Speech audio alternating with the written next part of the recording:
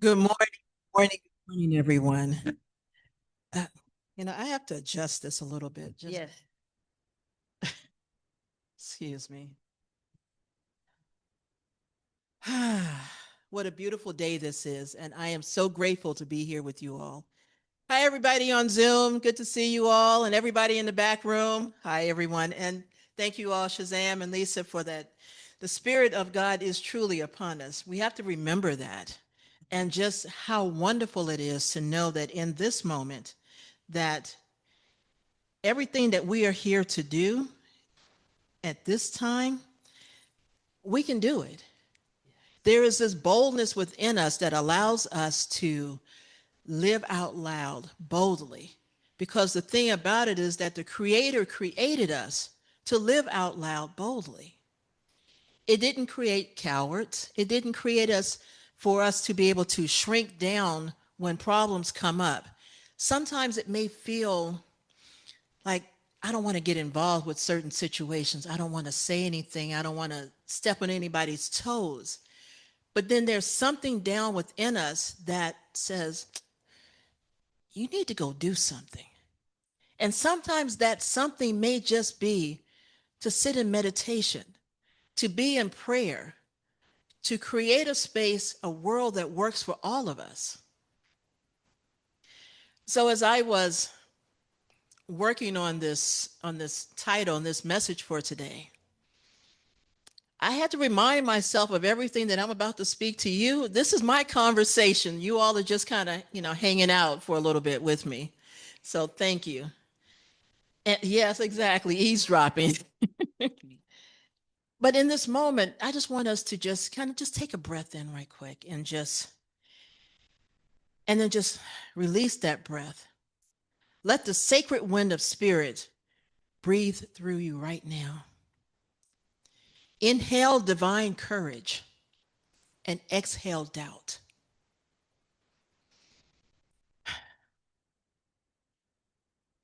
So as I was preparing this, I thought, what does it mean to live authentically and spiritually free while embracing our divine right to express, to move, to love, and to shine in the world? You know, this is a reminder that spiritual courage, it isn't about being loud. We don't have to put it out on a billboard. We don't have to yell it out that we're being bold. Sometimes it's about being real, guided by spirit, being your true authentic self and allowing your action, your movements, your how you're moving in the world to be that expression of boldness and remembering who you're walking with. I always think of like remember who and whose you are because it's we're not doing this alone. We might not think that there's somebody to our right or to our left, but there is that within us that knows and guides us and continues to move us forward in the right and perfect direction if we allow it to. And sometimes it's like, you know what? It's going to push us and move us anyway, even if we might forget sometimes or we think we forget. I was, I had to think about this. There's some mornings that I get up and how many of you all remember Les Brown, know Les Brown and some of his sayings? And there's this thing that he says, it's like, you are made for greatness. And sometimes I hear that little message that comes and says, you are made for greatness. I'm like, oh yeah. And I go to get up out of the bed and my body's like, girl, you better sit down. It's like, wait a minute. It's like, oh, wait a minute. Let me just breathe for a moment first. Let me kind of sit here for a moment. But it's that reminder because I have to collect myself because then I start in this place of, well, what am I going to do today? How am I going to show up in greatness? What does that look like? But it's about being still sometimes. When I get up in the morning in this place of gratitude, I give thanks for this day. I give thanks for the bed that I've slept on. I give thanks for the food that I get to eat. It's that place of gratitude. That starts my day of greatness. For those days that I get to go to work, I give thanks that I have a service that I get to support, that I have a family that I get to support in their time of grief. And it is such a humbling experience sometimes. And I don't know if I shared with you, I may have the last time that I work at a funeral home. And part of what I do is I just show up in that space of holding that space for the families. I create a sacred space and then I hold that space for the families. And the thing about it is that people look at it sometimes as physical work, but it's emotional also. There's a deep centering that, for me, that takes place of how do I show up for families? How do I show up for the beloved that passed? And I honor that individual. That's my way, some ways that I just show up boldly. And I create a different atmosphere for the families that they may not have expected. Rumi reminds us that you were born with potential. You were born with goodness and trust. You were born with ideals and dreams. You were born with greatness. You were born with wings. You are not meant for crawling, so don't. You have wings. Learn to use them and fly. Fly above any limitations that we may have experienced growing up, any limitations that our families may have tried to put upon us. Anything that, people may have said, you're not good enough, you can't do this, or who are you to step out and run the world, or whatever it is. You are born with greatness. Honor that. Fly above any of those limitations. It took me a minute to get to this place of, and it's still processes of things that happened in my childhood. And I think of how, my parents may not have been there. My grandmother raised me and the things that happened and how I allowed those moments to diminish my light. And it took me a while to get that light back. Where was I I was talking to a friend of mine the other day, and we were talking about playing in the mud.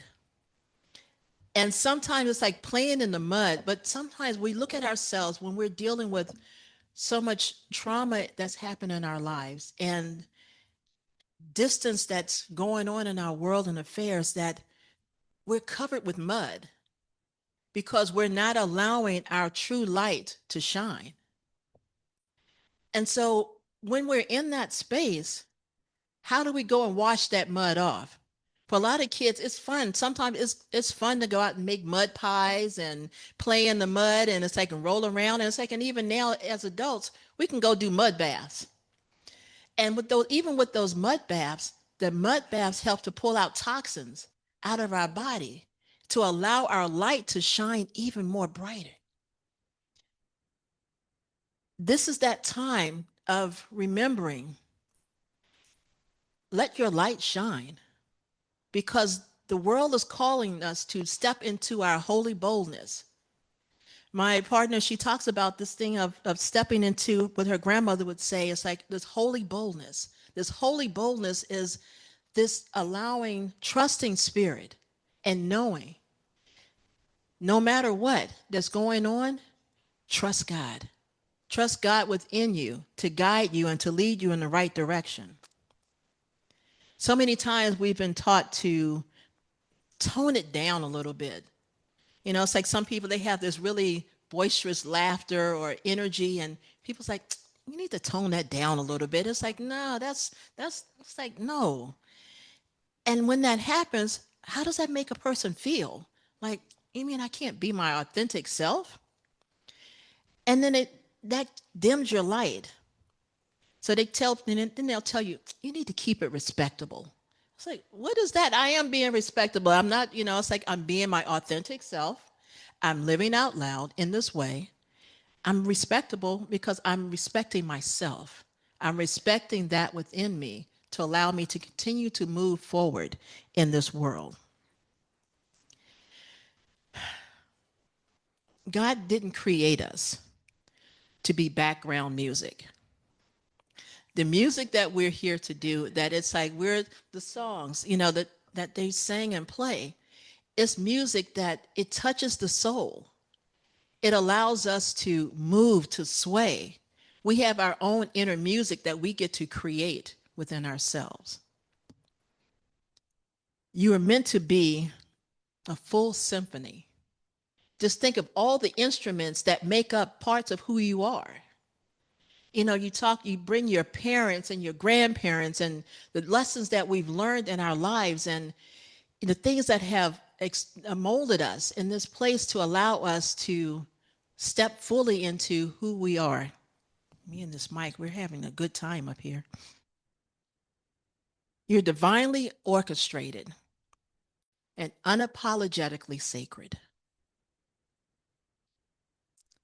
You are divinely orchestrated and unapologetically sacred. Hold that in your space right now. When you go out, when you're in the world doing what you're being called to do, you're orchestrated to move in your direction. Listen to that with that inner ear, not to the noise that's happening around you. Sometimes that noise that's happening around you causes us to step into a place to be more boldly, to live more boldly in our lives, to step out and think, what am I called to do today? What am I to say today? So in this month, there's a lot of different celebrations of freedom, of courage. We start with Pride Month. This month it's the celebration of LGBTQ, which is Pride Month. And there's so many other identifiers that are classified for how we choose to express. And the thing is that in this, it's the celebration of the pride, commemorating the contributions of lesbian, gay, bisexual, transgender, and queer culture and community. This is also that opportunity to radiate authentic love. Because in this time, there are so many people that are so against people that are different from themselves, that show up in their pride, that show up as same gender loving, that show up as trans or however they show up. And there are so many communities and people that look at it as if it's something bad, rather than seeing that person for who they truly are, that divine expression of spirit, being bold, living their lives as they feel that they should be living their lives. There are so many times right now that we face so many things that's happening in this world that's trying to erase who we are, that's trying to erase our past. Remember who you are. Remember each person that you encounter. And sometimes, even if you may not agree with what they may be saying, there was this class that I'm doing, and there was this statement that really hit me. Because when we look at any person, any situation, start with, I accept you. And then say, I bless you. When we go from that place, there is such an energetic feeling behind it, a vibration behind it that really shifts. We don't have to look at that person in a place of anger. And we might be at the time. Because when we look at our world and affairs that's happening right now, it may create so much anger within us. But this is not what Spirit created us, how it created us to live in this world, to live in anger. But just think of any situation that's going on in the world, any person, and in this moment, think about that right now. And the first thing when it comes to mind, without judgment, say, I accept you. And then say, I bless you. Say, I accept you. I bless you. You feel that energetic, there's a different energy behind that. We can hold anger if we choose to, but that anger is hurting us more than it is anyone else because we're holding that anger. That's not living boldly. That's going into that space of, well, I'm just going to be mad at you. And it's not to say we can't be angry about certain things, but just don't continue to hold on to it. because that energetic of that anger, just imagine it comes into your thoughts. It resonates through your entire body. It moves through different organs in your body and cells. And then we wonder, why are we in so much pain? Why are we feeling so restricted? Because we're holding so much anger in our bodies. I release and I let go. I accept you. I bless you. That's that release and I let go. That's that place of living bold. I dare you with any situation. Do that on a regular basis. One of my friends says it's like a magic pill sometimes because things may shift just like that. You may not even be aware. You may have a situation at your job or something, and someone may be getting on your last nerves. So we say, I don't claim that one because I realize it's like words have power. But it's still this thing of I accept you because you're accepting the God within them. And I bless you. You bless that God that's within them because your God, your inner God is meeting their inner God. Watch what happens. Just keep that going. Then also for this month, we're celebrating Juneteenth. And it's celebrated on June 19th. And it's to commemorate the emancipation of enslaved African Americans in the United States, particularly in Texas, where Galveston was the last place where slaves were freed, but they had been freed, but they weren't told that they were free. How many times in your life have you felt that in your mind and your body that you felt enslaved somewhere? That you felt held down, that you felt trapped, that you felt that you couldn't breathe? You may enslave the body, but you can never chain the soul. The soul is always free. I've said it, for myself several times, like, I've kind of lived this place in the past of, I don't want to do that. Why are you calling me to go to Georgia? Why are you, no, I don't want to do that. And then I get there and there's such an amazing experience that I get to encounter because I listen. And then I realize, oh, this is what my soul was calling me to do. And I was like holding on, like, nope, not going. Nope, I love it here in California, not leaving. I was gone for 11 years. And I went to Georgia and Texas and went back to Georgia again. And I'm like, okay, Spirit, we got to do something different because there was a shift that had happened within me. And it was for me rooting into that divine within me. It was that spirit within me that was saying, step out. I have bigger plans for you. Part of that plan was going to ministerial school. Yeah, that was not the intention at the time, but what I realized, it was what I had been groomed for. And I thought about this when I was a child. My uncle would take me, I lived in DC, and he would take me to Howard University on Saturdays. They had a theological program. And he would come and pick me up, and we would go, and I would go to class with him. I think I may have been like 10 or 11, or 11 or 12. And then after the class, right across the street was a Blimpie's restaurant. So then we would go over there and eat lunch. I didn't think anything about it. But what I realized, and this hit me the other day, he was planting seeds. Seeds were being planted in me in order to be able to step into what I'm being called to do now.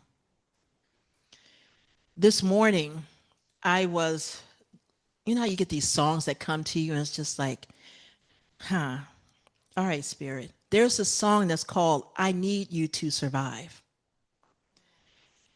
And it's like, I need you, you need me. We're all a part of God's body. Stand with me, agree with me. We're all a part of God's body. It is his will that every need be supplied. You are important to me. I need you to survive. I pray for you. You pray for me. I love you. I need you to survive. This was a song that we did at our graduation, my ministerial graduation. And we actually went out into the audience and we were doing, hand gestures and telling people, I love you. I need you to survive. This is what's needed right now. With the chaos, with all that's happening in our world, this is what we're being called to do right now. With each person, the person to your left, to your right, in front of you, behind you, I need you. I need you to survive. I need you to help me to step boldly into what it is that I'm being called to do. And I do the same for you. What are you being called to do in this moment? What's your bold expression that Spirit is calling you to step into right now? Listen to that. It's never too late to say, okay, Spirit, I'm trusting you. My knees are shaking and I'm going to trust. Step out there.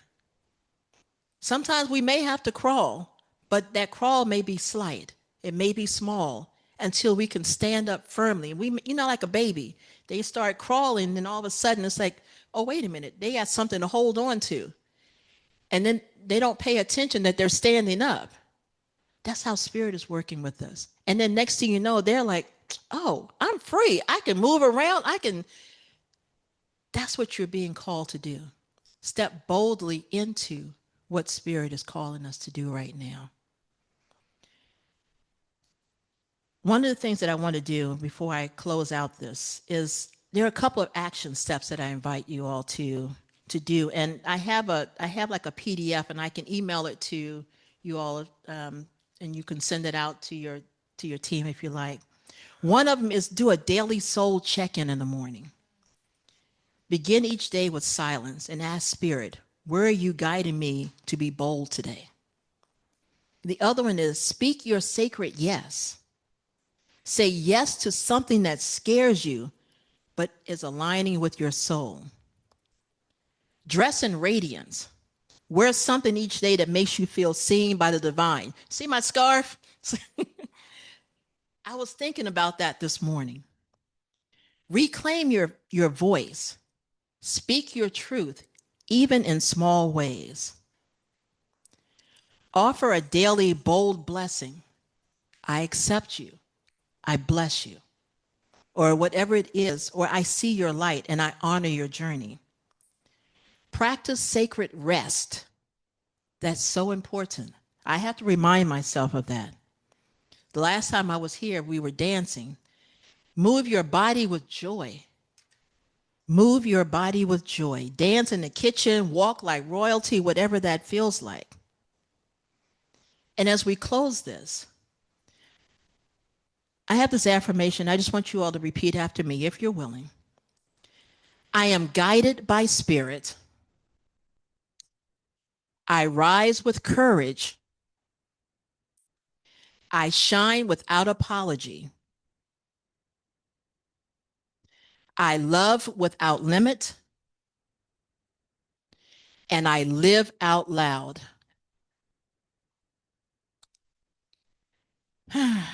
So let us just go into prayer in this moment, knowing that right where we are, God is. Knowing that there is truly only the one that is moving, resonating, and having his divine and perfect being with us, within us, right here and right now. And how good it is to know that right where I am, God is, and all truly is well. Knowing that in this moment, that there is such an amazing breakthrough that is happening, that your soul is rejoicing and saying yes, because it's feeling that holy boldness that's within you right now, that's wanting to come to the surface and go out into the world and continue to do great things. Even if we may not think that it's great, it could be great to someone else.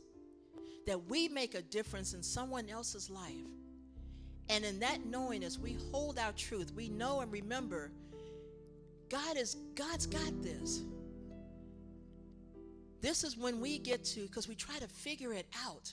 And this is that moment that we get to say, I release and I let go. I let the Spirit do its perfect work in my life right here, right now. And how good that is, because when we step back, there's such an amazing opportunity that unfolds.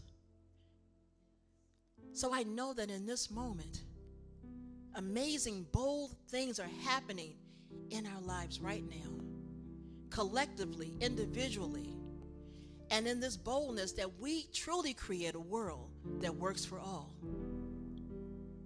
that works for all people, all humans, all animals, all trees.